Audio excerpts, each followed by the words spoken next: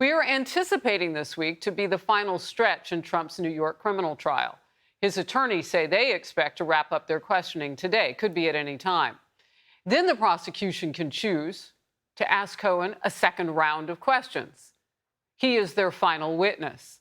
After that, if they choose to do that, the defense then presents its case. Former Commander-in-Chief talked on the way in today. All of the things you saw over the last 4 weeks, most of it should have never even been brought up. And then on top of that, there's no crime. And we go on day after day, and I tell Iowa, I'm sorry, I won't be able to make it. I tell New Hampshire, sorry, I won't be able to make it. I'm sitting in an icebox all day. Senior correspondent Eric Shawn is live for us outside the courthouse. Eric. Hello, Harris. Well, it turns out he not only lied, but also stole money from former President Trump.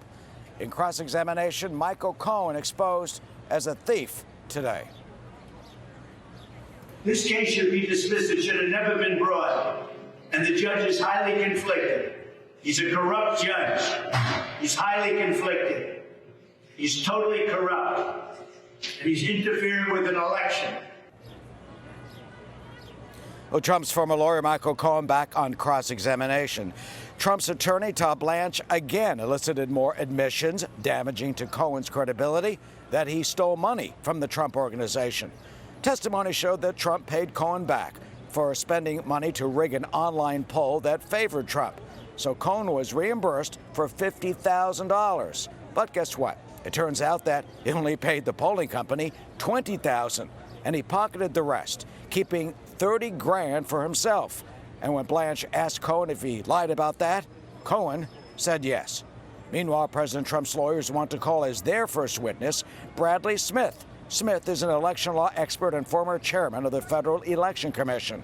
Smith has said that the payments to Stormy Daniels do not count as campaign contributions, as prosecutors claim, but personal expenses, and that could undercut a key part of Alvin Bragg's case against the former president.